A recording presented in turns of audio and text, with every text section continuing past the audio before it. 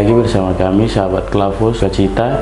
Di saat ini kita akan merenungkan akan kebenaran firman Tuhan. Untuk itu, sebelum kita merenungkan kebenaran firman Tuhan, mari kita satu di dalam doa. Bapa di dalam kerajaan sorga, terima kasih atas kasih dan penyertaan-Mu. Bapa, di saat ini kami siap mau merenungkan akan sabda kebenaran firman-Mu. Kiranya Roh Kudus boleh ada di setiap kami sehingga kami boleh dapat merenungkan. Terlebih lagi boleh kami dapat melakukan dalam kehidupan kami. Hanya kepadamu saja Tuhan, kami siap mau membaca dan merenungkan kebenaran-Mu. Amin.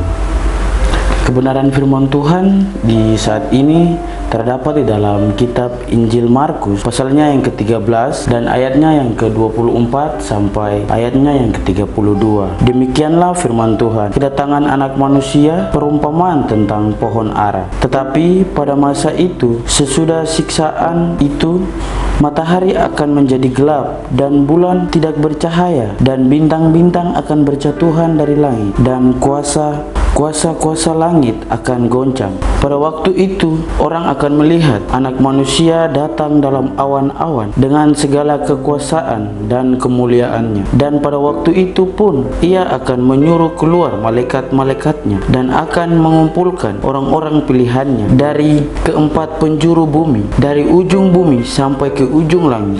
Tariklah pelajaran dari perumpamaan tentang pohon ara. Apabila ranting-rantingnya melembut dan mulai bertunas, kamu tahu bahwa musim panas sudah dekat. Demikian juga jikalau kamu lihat hal-hal itu terjadi, ketahuilah bahwa waktunya sudah dekat, sudah di ambang pintu. Aku berkata kepadamu, sesungguhnya angkatan ini tidak akan berlalu sebelum semuanya itu terjadi. Langit dan bumi akan berlalu, tetapi perkataanku tidak akan berlalu. Tetapi tentang hari atau saat itu tidak seorang pun yang tahu, malaikat-malaikat di sorga tidak, dan anak-anak pun tidak, hanya Bapa saja. Demikianlah firman Tuhan. Shalom. Tema perenungan kita di saat ini ialah hidup dengan siap menyambut kedatangan Tuhan. Sahabat Klavus yang dikasihi Tuhan, hari ini kita akan merenungkan bersama-sama di dalam kitab Injil Markus, pasalnya yang ke-13, ayatnya yang ke-24 sampai ayatnya yang ke-32.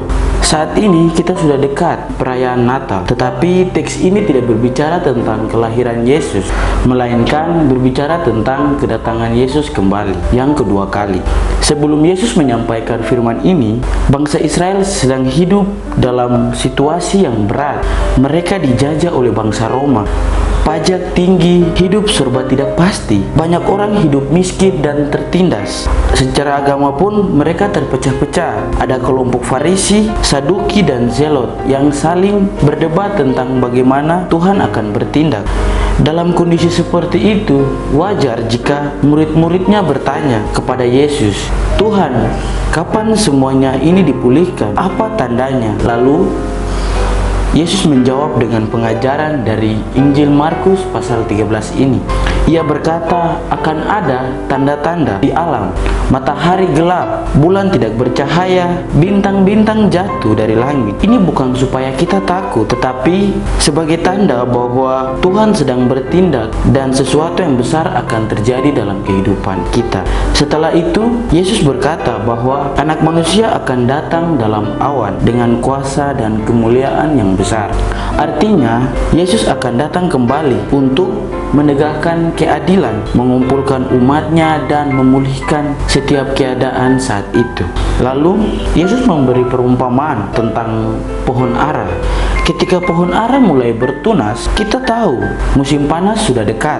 Begitu juga dengan tanda-tanda yang ia sebutkan. Semuanya itu mengingatkan kita bahwa kedatangannya semakin dekat. Tetapi Yesus juga menegaskan sesuatu yang penting, yaitu tidak ada seorang pun yang tahu waktunya, hanya Bapa yang tahu.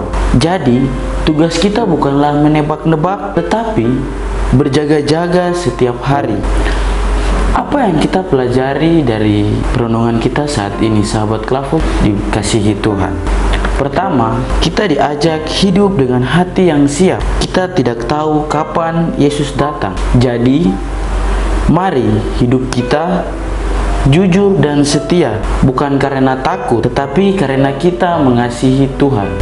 Jangan gampang percaya pada berita atau ramalan tentang akhir zaman. Yesus sudah bilang bahwa tidak ada seorang pun yang tahu waktunya Ia datang.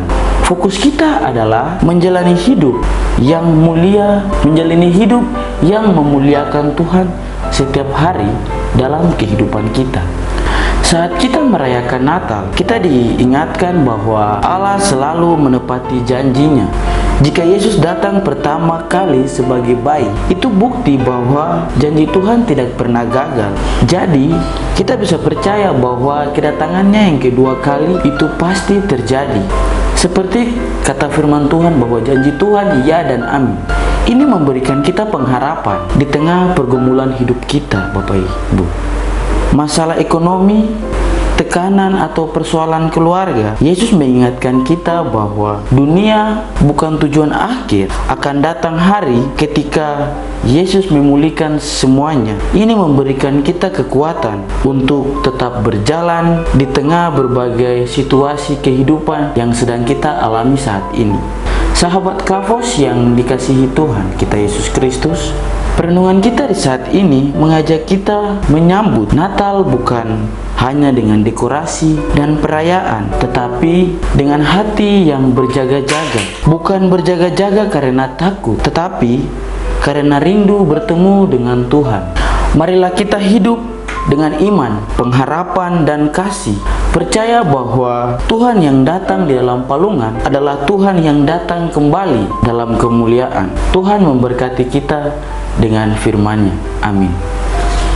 Bapa, terima kasih atas kasih dan penyertaan sehingga kami boleh dapat membaca dan terlebih lagi kami boleh dapat merenungkan akan firman-Mu. Bapa, kami percaya bahwa Roh Kudus dalam hati dan setiap pikiran kami boleh dapat memampukan kami, bukan saja kami mendengar dan mengerti, tetapi terlebih khusus lagi kami melakukan setiap apa yang difirmankan dalam hidup dan kehidupan kami. Amin. Shalom.